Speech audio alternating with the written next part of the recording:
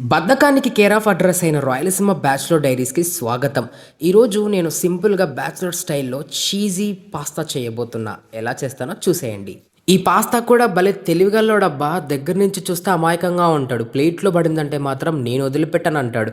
మనోళ్ళకి కూడా అదే రోగం అనుకుంటా. కొంచెమే తింటా అని స్టార్ట్ చేస్తారు. ఆ కొంచెం ఎక్కడ ముగుస్తుందో వాళ్ళకే తెలియదురా బాబు. ఇంకో కామెడీ ఏంటంటే చీజ్ కనిపించగానే కొందరి కళ్ళల్లో వచ్చే మెరుపు ఎన్నికల్లో గెలిచిన సర్పంచ్కైనా రాదురా బాబు. పాస్తా ప్లేటు టేబుల్ మీద పెట్టగానే నాకొద్దు అన్నోడి ముందుగా ఫోర్కు దింపేస్తాడు చూడు. ఓ మాట గుర్తొస్తుంది నాకు ఇక్కడ. నోరు ఒకటి అంటుంది, చెయ్యి ఇంకోటి చేస్తుంది. మా రాయలసీమలో రుచి నచ్చిందంటే చాలు రెసిపీ అడగడు, ప్లేట్ ఎక్కడుందో మాత్రమే అడుగుతాడబ్బా. అదే రాయలసీమోడు అంటే. అసలు చీజ్ కూడా భలే మాయగాడు కదా.